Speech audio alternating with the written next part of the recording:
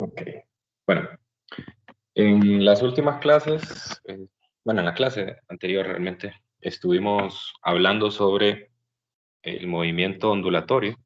Particularmente estamos trabajando en un tipo de onda que se conoce como onda mecánica. Son de dos tipos, transversales, longitudinales. Nos interesan las transversales. Vimos algunas características de este tipo de ondas que poseen crestas y poseen valles. Y debido a la presencia de estas crestas y valles, pues podemos caracterizarlos con varias cantidades. Una de ellas es el período, la longitud de onda, que me van a definir pues las propiedades que tiene y sobre todo van a clasificar a las ondas de un tipo particular. Vimos que si no había ninguna atenuación, la onda iba a viajar a una rapidez constante y encontramos una primera ecuación para la rapidez. Y es que la rapidez es el producto de lambda por f, lo cual quiere decir que si la frecuencia de la onda es grande, entonces esta viajará más rápido y que la longitud de onda será corta. Mientras que si la frecuencia es pequeña, la velocidad es pequeña y la longitud de onda será larga. Esas son las primeras características que vimos. Bien, nos interesaban particularmente hablar de las ondas periódicas, ¿no? Son ondas que se repiten en el tiempo, son más fáciles de describir porque puedo usar una función matemática periódica para poderlas modelar y pues esa misma repetición en el tiempo hará que el estudio y la descripción matemática sea un poco más simple. Muy bien, entonces hoy vamos a precisamente usar ese modelo o a definir ese modelo matemático para un tipo de ondas y son las ondas sinusoidales.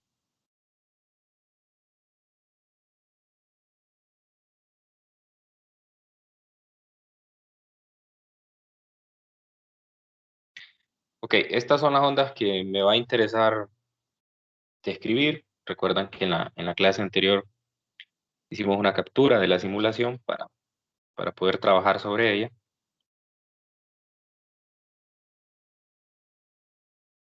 Entonces, exactamente aquí en esta captura, es como una foto instantánea de la cuerda en el momento que va viajando o van viajando los pulsos. Aquí hay varios, no solo un pulso, sino que varios pulsos periódicos. La fuente es periódica. Y entonces eso va alterando el estado de reposo que tienen las partículas en el medio. Así que lo primero que yo logro notar aquí es que esta, puedo definir un sistema de referencia aquí particularmente, ¿no? Se puedo decir yo que esto va a representar el eje Y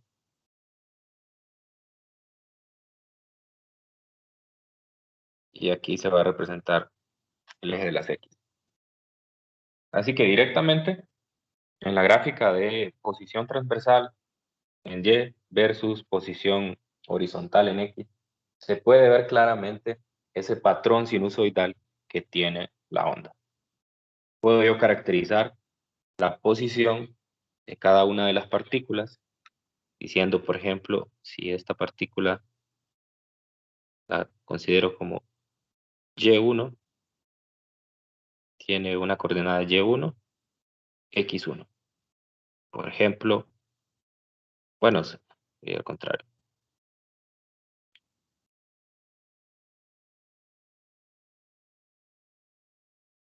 Sería X1, Y1. Lo mismo puedo hacer aquí con otra partícula. Va a tener una coordenada en X2 y va a tener una coordenada en Y2. En este caso la coordenada en Y sería negativa. Y así sucesivamente para cualquier partícula. X3, Y3, etcétera, ¿no? Muy bien, muy bien. Entonces, eso es lo que nos va a interesar. Nosotros, particularmente, tenemos el objetivo en la clase de hoy de determinar una función matemática que me permita encontrar la posición transversal, esa posición en Y que estoy marcando para cada punto, esa posición transversal en función de dos variables. La primera variable es la variable X, que es la coordenada que tiene el segmento de cuerda, y el tiempo que ha transcurrido desde el inicio del movimiento. Ok, entonces lo primero que vamos a hacer es considerar que obviamente la posición horizontal es el equilibrio y que vamos a despreciar la curvatura que pueda tener la cuerda debido a la acción de la gravedad. La cuerda pues tiene un peso y entre más masiva es, más fuerte va a ser ese vector del peso, ¿no? Y obviamente que influirá en el movimiento, ¿no? Pero lo vamos a despreciar, vamos a considerar que solamente hay una fuerza y que es la fuerza de tensión a la que está sometida la cuerda, pues obviamente la cuerda tiene que estar tensada en ambos extremos para que este movimiento se dé de una mejor manera.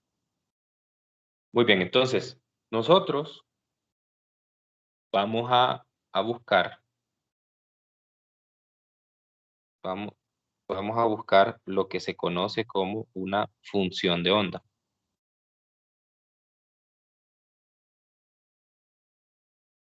La función de onda, como dije anteriormente, es una función de dos variables. Una función de X y de T, de la posición del segmento y del tiempo que transcurrió. Y esa Y, pues, va a ser el desplazamiento, a partir del equilibrio, de una partícula de la cuerda en un tiempo dado, por el cual está pasando una onda transversal. Ojo, estamos considerando que es una onda transversal. Muy bien, entonces para definir ese modelo, nosotros vamos a considerar, como les dije, las ondas sinusoidales. Vamos a separar el movimiento en dos partes. Primero voy a concentrarme en esta partícula que está acá, la que está en X igual a 0. Esta partícula que está acá, cuando uno arranca la simulación, uno lo que logra observar es que la partícula se está moviendo entre dos extremos. Un extremo de amplitud máxima positiva y un extremo de amplitud máxima negativa. Entonces, si uno centra su atención solamente en esa cuenta que está en el punto X igual a 0, la va a ver que va, en algún momento va hacia arriba, otra vez se va hacia abajo, tiene exactamente las características del movimiento armónico simple. La partícula, en presencia de una onda transversal, se comporta con un movimiento armónico simple. Entonces, esa partícula yo le puedo describir su movimiento periódico usando las ecuaciones del movimiento armónico simple. Entonces, para una partícula en X igual a 0, entonces la función en Y, voy a poner aquí a las coordenadas, en un tiempo dado, va a ser el siguiente. Va a ser la amplitud por el coseno de 2pi por la frecuencia por t. Recuerden que 2pi por la frecuencia es omega. Entonces, ahí estoy considerando condiciones iniciales en las cuales en el tiempo t igual a 0, la partícula se encuentra en el positivo de la amplitud. Recuerda que cuando eso se da, la constante de fase en la ecuación de movimiento es igual a 0, ¿no? Entonces, por eso no aparece sumando ahí en el argumento del coseno la constante de fase. Entonces, eso me va a describir el movimiento o el desplazamiento que tiene la partícula. Pero también no, ese es el caso del movimiento en X igual a 0. Ahora, pero yo quiero una ecuación más general, o sea, yo quiero una ecuación para cualquier X, o sea, que me pueda dar la posición no solo del X igual a 0, sino que me dé la del X1, la del X2, la del X3, el XN, cualquier valor en la cuerda. Entonces, yo lo que voy a considerar es que tengo un viaje de un pulso Entonces, imagina que este es el pulso y este viaja hasta una posición más adelante a la derecha. Entonces, en este momento, la partícula o la onda más bien, se encuentra en la posición x igual a 0, la cresta. Y un instante de tiempo más adelante, esa misma cresta de la onda se encuentra en un instante o en una posición x igual a x. De manera entonces que yo puedo determinar cuál es la distancia que ha viajado la onda delta x, que será la posición final, que es x final, menos la posición inicial, que es x.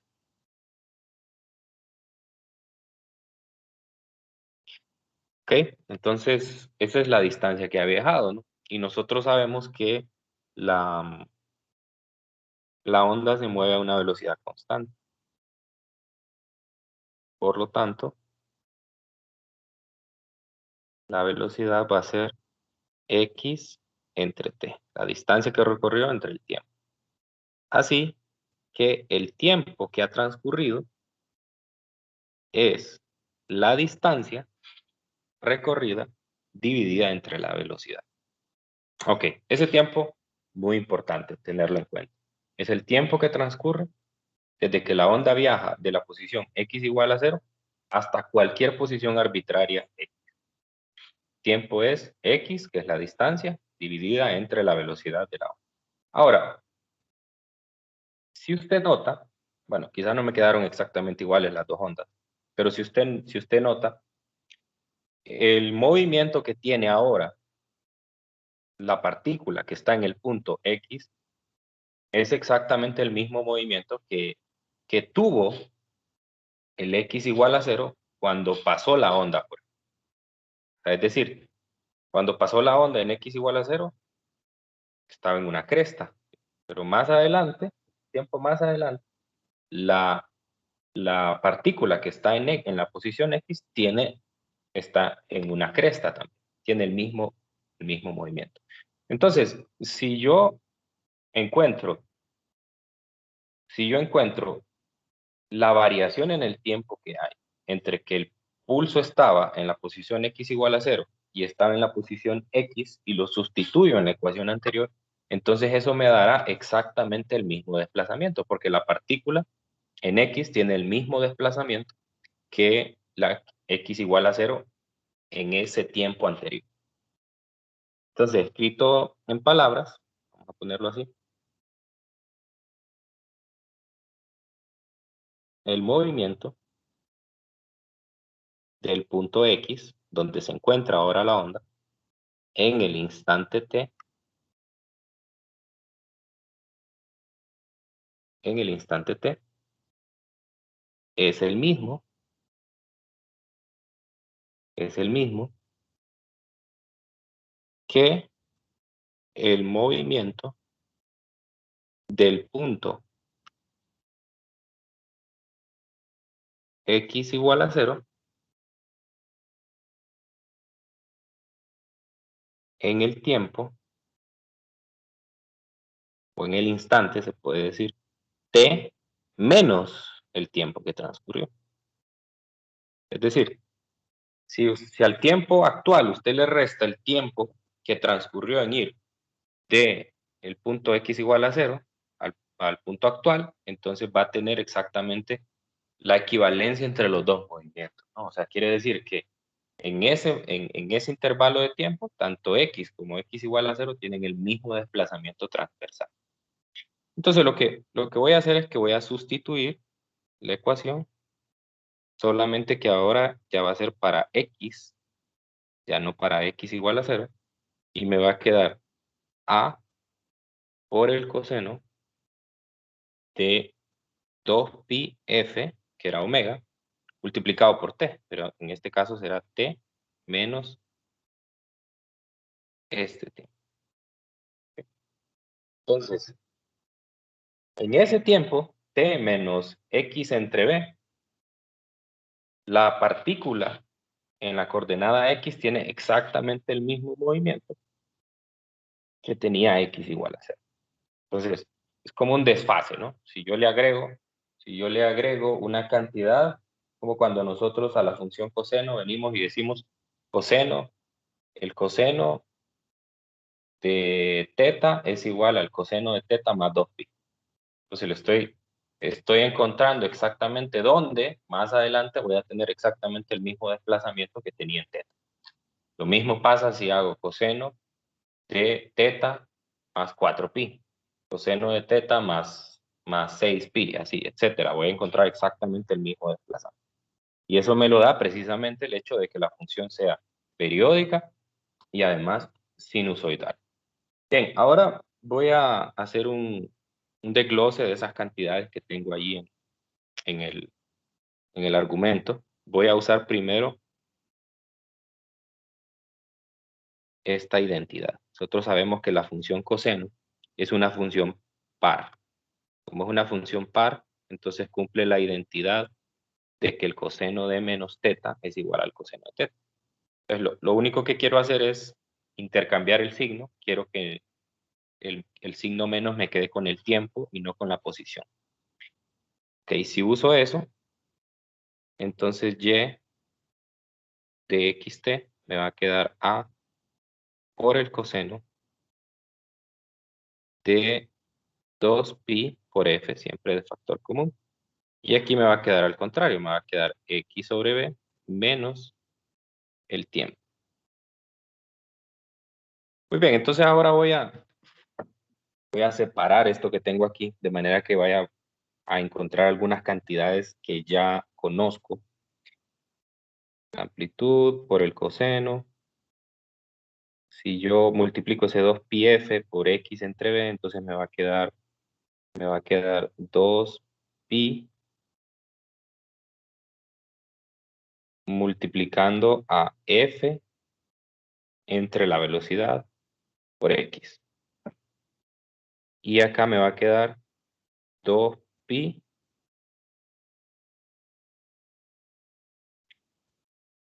uno sobre t, porque recuerde que la frecuencia es 1 sobre t, por t. Entonces ahí lo que hice fue sustituir la f. Esto es f. Y la otra cosa es notar esto. Según la ecuación que vimos, la última ecuación que dedujimos en la clase anterior, a qué es igual la frecuencia entre la velocidad. Voy a ponerla en la pantalla. ¿Qué será igual la frecuencia entre la velocidad? Lambda. No. La frecuencia entre la velocidad, que es igual.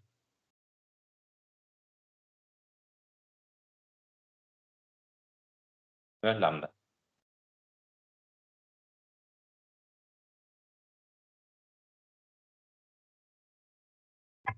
A ver. Al periodo. Lambda, la inversa de lambda sería. Correcto. Ahí sí. Sí, la inversa de lambda. Así es. Entonces sería 1 sobre lambda.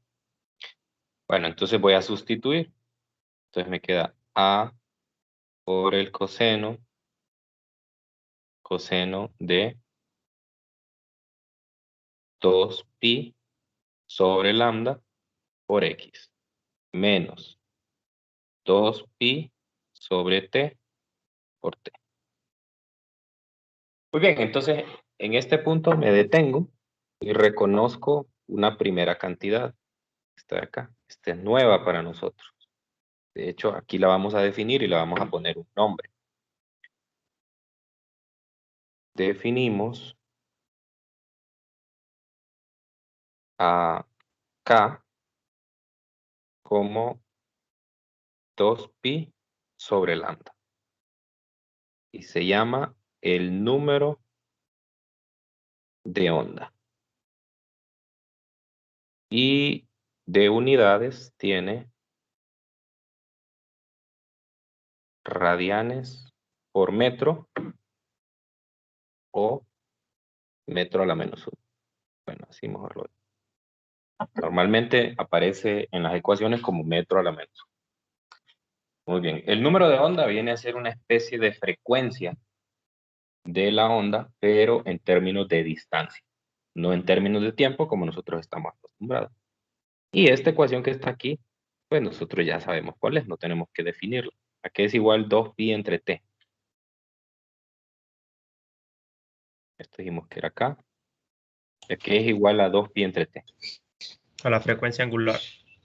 Correcto. A omega, ¿no? Entonces, finalmente, ya haciendo esas simplificaciones, la función de onda me va a quedar y de xt igual a la amplitud por el coseno de kx, el número de onda multiplicado con la posición x, menos omega t. Entonces, aquí hice yo una suposición inicial. O sea, yo hice la suposición, y aquí lo muestro en esta figura, hice la suposición de que la onda se va moviendo de izquierda a derecha. La onda se mueve para acá. Pero puede pasar lo contrario también. Puede ser que la cuerda pues está tensada de ambos extremos y en lugar de mandar el pulso de izquierda a derecha, lo mando de derecha a izquierda. Entonces, en este caso, lo correcto es poner aquí un más menos. Entonces, en esa ecuación, cuando va el más, entonces quiere decir que la onda viaja, se mueve en la dirección de menos x, o sea, de derecha a izquierda. Y es negativo cuando se mueve en la dirección de x positivo, o sea, se mueve de izquierda a derecha. Ok, entonces esta función que acabo de encontrar, esta función es la función de onda sinusoidal. Función de onda sinusoidal. Me permite a mí encontrar cuál es el desplazamiento transversal, o sea, en Y, para una partícula en una cuerda tensada. Esa partícula tiene una coordenada en X y desde que se inició el movimiento periódico ha transcurrido un determinado. O sea que me permite, aquí en esta gráfica que tenemos de la cuerda, me permite a mí encontrar para un tiempo dado, o sea, esta imagen que tengo ahí es para un tiempo dado ya. Ahí tomé una foto y ahí hay un tiempo. El tiempo está fijo en ese caso. Si yo dejo que el simulador corra y tomo otra foto, entonces lo que yo voy a notar es que la posición de las partículas va a ser diferente, ¿no? Probablemente la partícula X1 se encuentra en la parte positiva ahora, pero en un tiempo de un segundo más adelante, puede ser que esté en la parte negativa. Entonces, esa función lo que me da es cuál es el desplazamiento transversal, o sea, la Y de cada partícula, de acuerdo a su coordenada en X y de acuerdo al tiempo transcurrido. Muy bien, y un detalle más que surge a partir de esto, vamos a ponerlo. Dos observaciones. La primera observación es una definición. Todo lo que está dentro de el argumento de la función coseno se llama la fase.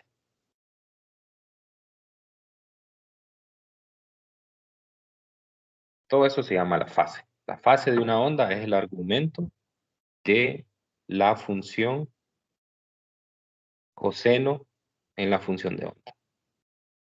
Entonces, ¿qué significa la fase? La fase me viene a dar a mí a indicar cuál es la diferencia que hay entre un punto y otro en cuanto a su movimiento, ¿no? Es decir, yo sé que una va a estar punto va a estar, digamos, a una distancia de 1 centímetro hacia arriba, otro puede estar en una distancia de 1 centímetro hacia abajo. Entonces, en términos angulares, porque, ojo, esto es un ángulo en radianes. Ángulo en radianes, que es el argumento de la función coseno. Entonces, me viene a mí a decir cuál es la diferencia que hay entre un punto y otro, pero en términos angulares. Entonces, me pueden decir, por ejemplo, la posición X1 y la posición X2 están fuera de fase, qué sé yo, pi medios radianes. Pi medios radianes. Quiere decir que están fuera de fase pi medios radianes. Eso quiere decir que no están exactamente en la misma posición. Lo puedo decir, por ejemplo, esta partícula, voy a marcarlas aquí en color negro, puedo decir que esta partícula, esta de acá, está en fase, casi, no exactamente, pero está casi en fase con esta. Entonces quiere decir que si yo hago la resta, de sus fases, eso me va a dar 0. Eso me va a dar 0. Perdón, eso significa. Ok, y la segunda observación es una nueva ecuación para la velocidad. En realidad es la misma, solamente que voy a utilizar otra variable.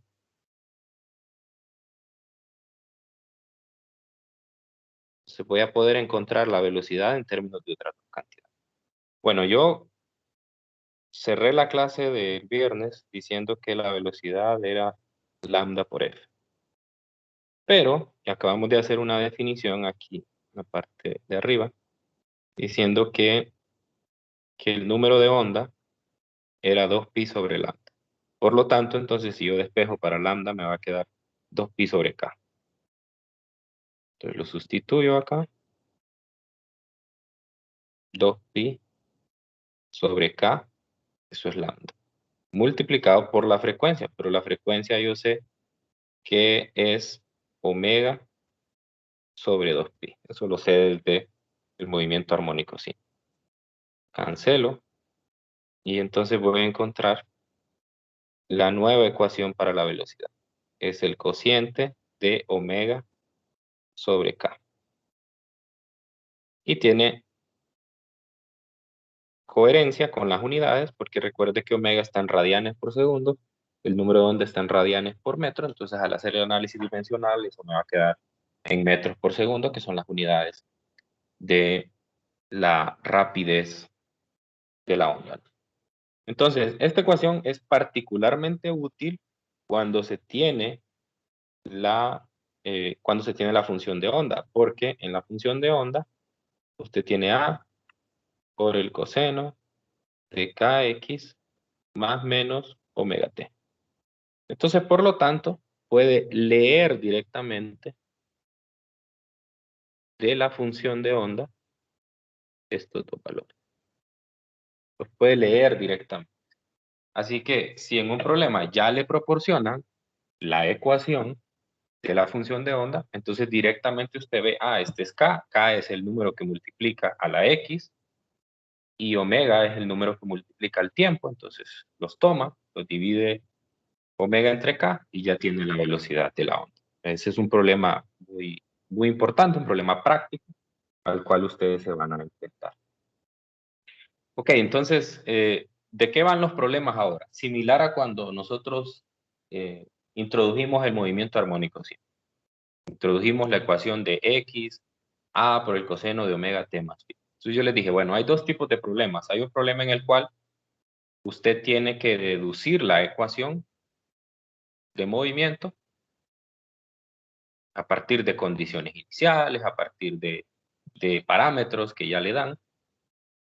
Y están los otros problemas en los cuales a usted ya le dan la función y con la función encuentra otra información complementaria. ¿Se acuerdan que a uno le daban la función y le decían, bueno, calcule la velocidad Entonces, bueno, hay que derivar una vez. Ahora calcule la ecuación de aceleración, hay que derivar otra vez. O le preguntaban la aceleración máxima, la velocidad máxima, etc. Ese tipo de cosas. Bueno, entonces aquí va más o menos en la misma vía. Nosotros hoy no lo vamos a hacer, pero mañana vamos a encontrar las ecuaciones de si esta partícula tiene esa posición y estas partículas, la X1, X2, X3, cualquiera, tiene una posición dada y tiene un movimiento dado, porque ya dijimos que es un movimiento armónico simple. De hecho, mañana lo vamos a demostrar matemáticamente. Si tienen un movimiento armónico simple, entonces tienen una posición, tienen una velocidad, tienen una aceleración, tienen una posición máxima, una velocidad máxima, una aceleración máxima. Entonces, de eso nos vamos a encargar mañana.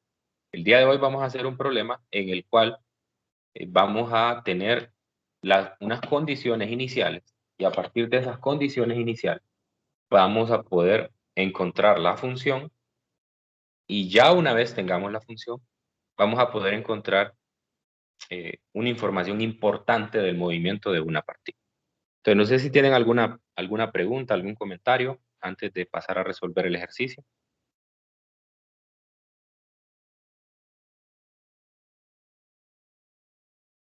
¿Todo va bien? ¿Todo va claro? Sí, todo claro. Sí, todo claro. Okay, gracias. Bueno, vamos a resolver el problema 15.7. Es un problema que en primera instancia se ve bien inofensivo. Solo tiene un puntito en el libro. Recuerde que los puntos usualmente están asociados con el nivel de dificultad. Pero cuando llega al inciso de la cosa se puede poner un poco complicada. No tanto, pero sí hay que entender bien el movimiento de la partícula y usar un poquito de trigonometría para resolver. Pero bueno, vamos por pasos. Me dice que ciertas ondas transversales en una cuerda tienen una rapidez de 8 metros por segundo y una amplitud de 0.07 metros y una longitud de onda de 0.320. Así que me están dando tres datos: la rapidez de la onda, la amplitud que pueden tener las partículas, lambda, la longitud de onda, o sea, la distancia de cresta a cresta, y luego me da condiciones iniciales. Ahí se acuerdan que así eran los problemas para calcular la función de onda, la función de desplazamiento en el movimiento armónico simple. Es lo mismo aquí. Me dice, las ondas viajan en la dirección de menos x y en t igual a 0, el extremo x igual a 0 de la cuerda tiene su desplazamiento máximo hacia arriba. Ok, entonces ya me están dando las condiciones y primero me pone a calcular varias cantidades, de manera que esas cantidades son las que yo requiero para poder escribir la función de onda en el inciso. Inciso A me dice calcule la frecuencia, el periodo y el número de estas ondas. Frecuencia, nosotros sabemos que se puede calcular como 1 sobre el periodo, pero no tengo el periodo. Pero sí tengo la velocidad y tengo lambda, ¿no? Recuerda que la frecuencia es la velocidad entre lambda. Entonces, tengo la rapidez, 8 metros por segundo, y lambda, pues es 0.320 metros. Esto me da 25 Hz. A ver si me confirman.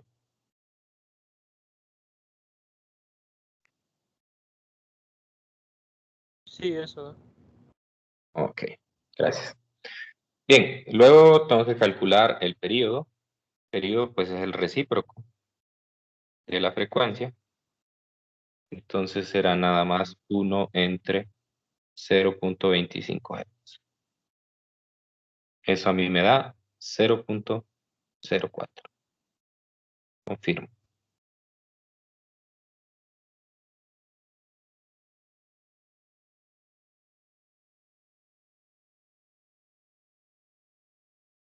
¿Sí lo da eso? Sí. Sí, eso da. Sí, liga, eso da. Muy bien. Siguiente paso, encontrar el número de onda. El número de onda Dijimos que era 2pi sobre lambda.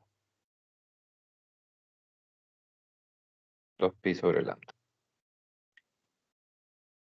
2pi entre 0.320 metros. Eso me da 19.63 radianes por metro.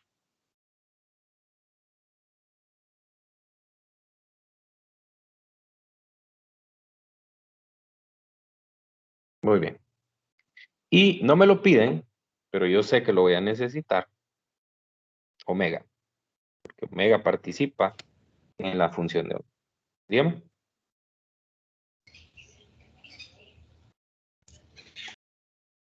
Ok, 2pi por f. Sería 2pi por la frecuencia, que me dio 25 Hz. Eso me da 157.07. Aquí son radianes por... Este no me lo piden en el inciso A, pero yo sé que lo necesito para la función. Porque el inciso B es, escriba una función de onda que describa la onda. Ya sabemos que es una onda de tipo sinusoidal. Entonces, pues ya sabemos que y de xt es igual a A por el coseno de kx más omega t. Ojo, más omega t, porque en el enunciado me están diciendo que la onda viaja de derecha a izquierda, en la dirección de menos x. Bueno, ahora solo sustituyo, ¿no? Solo sustituyo. Me queda y igual a 0.07. Ya me dan la amplitud en el enunciado. Coseno de 19.63 radianes por metro. Por x más 157.07 radianes por segundo, t. Y ahí está, esa es la función. Todo bien hasta acá, no hay tanto problema porque básicamente estamos haciendo lo básico. Pero está muy bien repasar esto. Ahí está la función. Entonces, siempre que les den a ustedes la función, tienen que saber identificar cosas. Por ejemplo, si este fuera otro problema donde a mí directamente me dan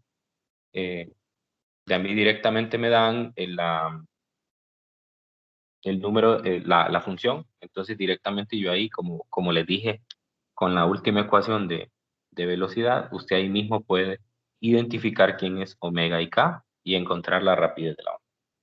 En un problema con el objetivo contrario. Muy bien, el inciso C me dice, y este está conectado con el D, muy importante este cálculo, calcule el desplazamiento transversal de una partícula que está en la coordenada x 0.360 metros y en el instante t 0.150 segundos. Entonces, pues solo tengo que sustituir, solo tengo que tener el cuidado de que mi calculadora esté en radianes. X igual a 0.360 metros, coma, t igual a 0.150 segundos. Entonces, ustedes me dicen cuánto le da eso.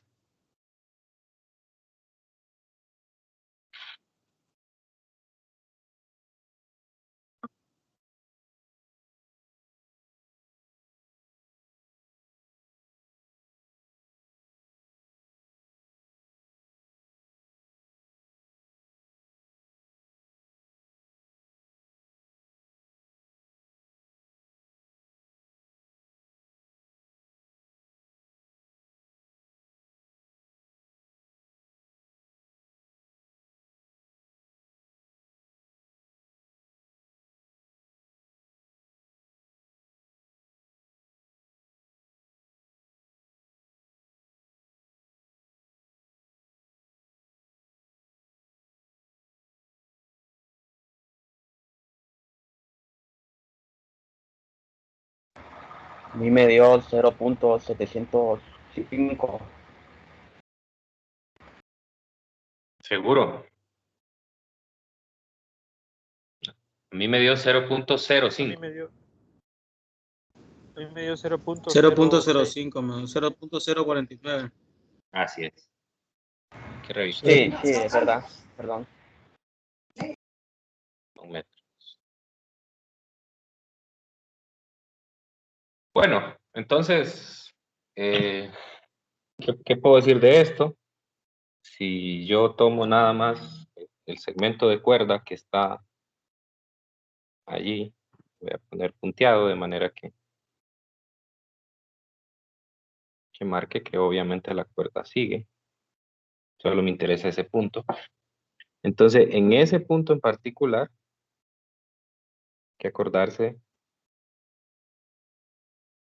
hay que acordarse que la amplitud es 0.07, ¿no? Entonces, lo que quiere decir es que la partícula en ese momento está, vamos a ver, la onda viaja de derecha a izquierda.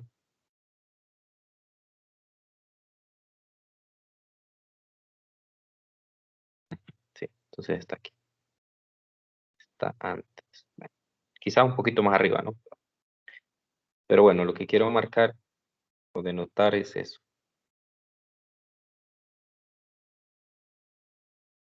Aquí sería Y, aquí sería X. Entonces la partícula en la posición X igual a 0.360 metros se encuentra a la distancia Y que acabamos de calcular, que es 0.05 metros. Así de sencillo. Eso es lo que tenemos. Ahora, en el inciso D es que la cosa se pone un poco más complicada. Porque, bueno, a veces quizás el problema es comprender exactamente lo que nos está diciendo. Bueno, retomo. Fíjese bien dónde está la partícula en este momento. Está a 0.05 metros de el equilibrio. Ok. Ahora les pregunto yo, si la onda va viajando de derecha a izquierda, ¿cuál es el movimiento que sigue para esa partícula? ¿Moverse hacia una cresta o moverse hacia el equilibrio? O en palabras más sencillas, moverse hacia arriba o moverse hacia abajo. ¿Qué es lo que sigue? Hacia abajo, ¿no? Sí, iría hacia un valle. Hacia abajo. Vamos a ver. ¿Eso piensan los demás también? ¿O hay alguien que discrepe?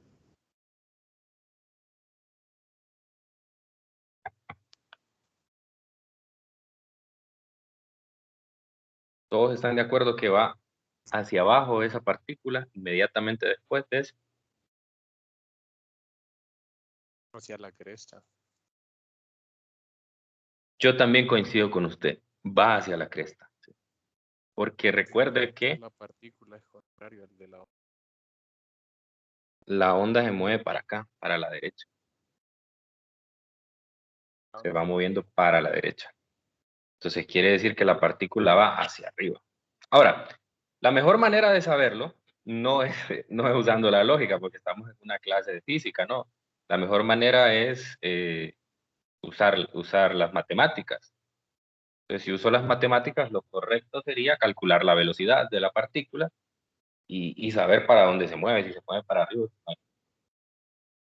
Entonces, en ese caso, lo que habría que hacer, aunque ese es el objetivo de la clase de mañana más bien, es derivar la ecuación, la función de onda, y a partir de la derivada de la función de onda, entonces encontrar eso, ¿verdad? Sí. Pero bueno, no sé si tienen todavía a mano ahí en la calculadora la función. Entonces, lo único que tienen que hacer es derivar. Al derivar lo que va a quedar es omega por A, acá. Me estoy adelantando, pero bueno, tampoco es que Qué gran cosa. Esto es omega por A por el seno de kx más omega t. Entonces, con eso es para que se convenzan de que efectivamente se va moviendo hacia arriba. Si la velocidad da positiva, entonces quiere decir que el vector de velocidad va hacia arriba, va en la misma dirección del movimiento, y si da negativa, pues va hacia abajo. Entonces hagan el cálculo. Vamos a ver, omega, voy a hacer aquí rapidito que está bien. Omega son 19.63 por la amplitud, 0.07 por el seno de 19.63 por x, 360 más 157.07 por el tiempo, 0.150. Muy bien. Da negativa, ¿no? Da negativa. Sí le da negativa a ustedes también. Revisen.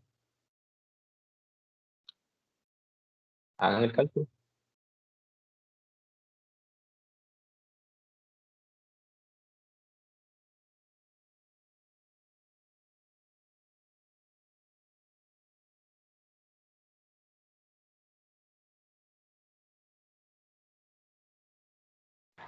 Negativo 5.60, Lee. Me da negativo 0.97. Sí. Negativo 0.97. Entonces vamos a ver. Entonces esa partícula va descendiendo. Ok.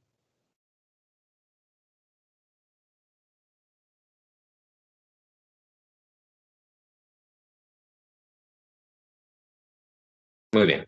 Listo. Esto solo era para saber el movimiento que tiene. Ahora, en ese contexto, tratemos de contestar la pregunta del inciso D.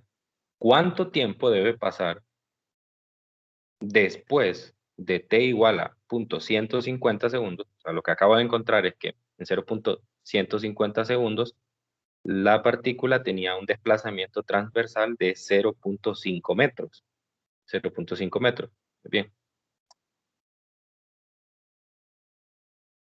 ¿Cuánto tiempo tiene que pasar nuevamente para que vuelva a tener su desplazamiento máximo hacia arriba? O sea, lo que me está diciendo es cuánto tiempo, vamos a escribirlo así en forma de ecuación, están pidiendo un delta t de cuando la partícula está en una posición transversal máxima, no me dice si positiva o negativa, hacia arriba, hacia arriba. Entonces, más menos cuando tiene una posición y igual a ¿qué? 0.05. Entonces, lo que yo tengo que hacer es determinar el tiempo inmediatamente después de que está en 0.05 cuando vuelve a estar en un máximo la partícula. Entonces, eso lo hago de forma matemática. Entonces, yo sé que en la función de onda, y de xt, a por el coseno de kx más omega t. Entonces, si y es igual a, que es lo que ando buscando, ¿verdad? Ojo con eso. Ando buscando y igual a aquí. Entonces, si y es igual a, ¿cuánto tiene que valer el coseno? 0. 0. 1, perdón, 1, perdón. 1, ¿verdad? 1. Entonces, quiere decir entonces que el coseno de kx más omega t ha tomado el valor de 1. Entonces, ¿para qué valores angulares el coseno vale 1?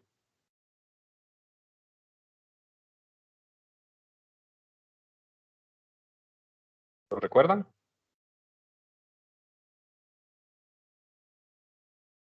Para 2pi por k y k perteneciendo a los enteros. Ah, ok. Es un entero positivo, ¿no? Sí.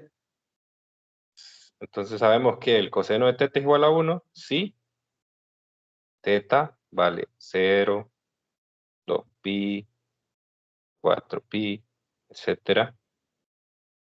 N multiplicado por 2pi. Ahí, como dice su compañero, ese n, no le quiero poner k, como me dice él, porque se me va a confundir con el número de onda. Entonces, donde ese n es un número entero positivo. Entonces, cada vez que el ángulo del argumento vale 2pi por n, o sea, 2pi, 4pi, 6pi, etcétera, eso vale 1. O sea, quiere decir entonces, ya aterrizándolo en las ondas, que cuando la fase, acuérdese que lo que está dentro del argumento es la fase, que cuando la fase de la onda vale n por 2pi, entonces estoy en un máximo. Estoy en y igual a a porque el coseno vale 1. Entonces, por tanto, lo que yo tengo es que kx más omega t, la fase de la onda, vale n por 2pi cuando y es igual a. Cuando y es igual a. Muy bien, entonces voy a sustituir acá. Yo sé que k, el número de onda, es 2pi sobre lambda. Y también sé que omega es 2pi entre el periodo. ¿Por qué hice eso? Pues para cancelar el 2pi. Está escribiendo Que me- algo. Dígame. Está escribiendo algo Sí. que a mí no me aparece. ¿Y los demás? Igual a mí. Es que Poco. se congeló la pantalla, fijo. Confírmenme los demás si me están viendo la pantalla o se quedó congelada. Lo último, hasta ahora Ah, cargó. ahora sí. Se quedó congelada. Ahorita cargó ya. Ah, ok. Bueno, sí. A veces pasa. Bueno, repito, ¿no? Lo que hice nada más fue sustituir el número de onda y omega en su equivalente 2pi sobre lambda y 2pi sobre t para cancelar el 2pi. Y pues ahora lo que hago nada más es despejar para t. T, porque lo que me va a dar entonces es el tiempo en el cual ocurre que y es igual a. Entonces, despejando me va a quedar n menos x sobre lambda multiplicado por el periodo. Entonces, esta ecuación a mí me da el tiempo a partir de una referencia. Obviamente la referencia que estoy tomando es la referencia que me da inicialmente el enunciado, que es que en t igual a 0, la posición x igual a 0 está en el máximo desplazamiento, está en la amplitud. Entonces, para esa referencia me va a dar para un punto dado cuándo, en tiempo, cuándo va a ocurrir cada máximo, o sea, cada vez que se encuentra en una cresta. Entonces, si yo le pongo N1 para una posición cualquiera, me va a decir para esa posición en qué tiempo se alcanza por primera vez una cresta. Después, si le pongo N igual a 2, me va a dar el tiempo para el cual ocurrió la segunda cresta. O sea, pasó otra vez una cresta de una onda por ahí. Si le pongo N igual a 3, cuando pasó la tercera cresta por ese punto. Y así sucesivamente. Entonces, de lo que se trata es que yo averigüe cuál máximo es el que quiero encontrar aquí. Recuerde que voy por esta ecuación, pero estoy buscando el tiempo que transcurre desde que está en la posición 0.05 metros hasta que está en la cresta, en el máximo. Entonces, lo que necesito saber es cuál máximo es ese, cuál es el valor de n. ¿Y cómo saco ese valor de n? Pues simplemente lo que tengo que hacer es empezar a darle valores a esa ecuación. Y cuando yo encuentre Cuando yo encuentre que esa ecuación me da un tiempo después del tiempo cuando la posición está en cuando la partícula está en 0.05 metros en Y, que eran 0.150 segundos, entonces ya tendré el máximo que ando buscando. Entonces, yo no voy a hacer todos los cálculos por cuestiones de tiempo, ¿verdad? Obviamente uno puede hacer para N1, así sucesivamente, pero yo solo voy a poner los resultados de N4 y N5. Porque al final son los únicos que a mí me van a importar. El 4, T4, es 4 menos la posición 0.360 metros entre lambda, que es 0.320 metros, por el periodo de 0.04. Eso me da 0.1150 segundos. Entonces, yo lo que voy a ir haciendo es que cada vez que encuentre un n, voy a comparar con el tiempo que yo tengo, que mi tiempo es, recuerden, 0.150 segundos. Entonces quiere decir que aquí todavía, cuando ya iba por el 4, todavía me daba cuenta que no llegaba hasta ahí. Ahora, cuando ya hago el 5, es 5, entonces ahí sí, 5 menos 0.360, 0.320 por 0.04 segundos. Y ahí sí me doy cuenta que ya estoy adelante de ese, porque me da 0.1550 segundos. Entonces quiere decir que el tiempo que yo estoy buscando, o el tiempo que yo tengo de referencia, está entre estos dos. O sea que el máximo inmediato que sigue para la partícula después del instante actual es el quinto máximo. Entonces, por lo tanto, en esta fórmula de delta t, el que corresponde es el tiempo del quinto máximo menos esto. Entonces, ahora voy a sustituir. Así que va a ser delta t, va a ser el tiempo cuando y es igual a con n5 menos el tiempo cuando y es igual a 0.05 metros. Entonces el tiempo para n5 son 0.1550 segundos menos 0.150. 0.0400 da. 0. 0400. Solo un 0. 0.0400. Sí. ¿Seguro? A ver. A mí me da 0.005. Y bueno, ahí se nota. Sí, es que estaba leyendo el otro, el anterior. Sí. Listo. Muy bien, entonces ese es el tiempo que me están pidiendo. Ok. ¿Quedó claro esto? ¿Lo entendieron? Está muy difícil.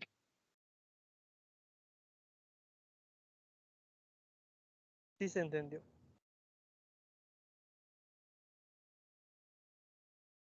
Ok, bueno, igual, si quedan algunas preguntas ahí todavía, pues dígame.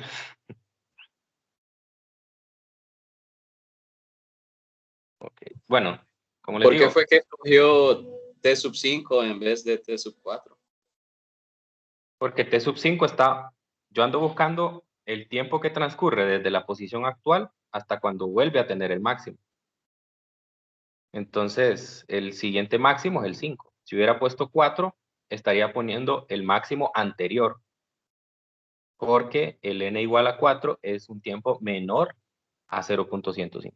Entonces tenía que buscar aquel n que estuviera inmediatamente después del tiempo que yo tengo de referencia, o donde está actualmente.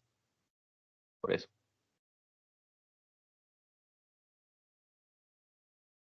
¿Sí me entienden?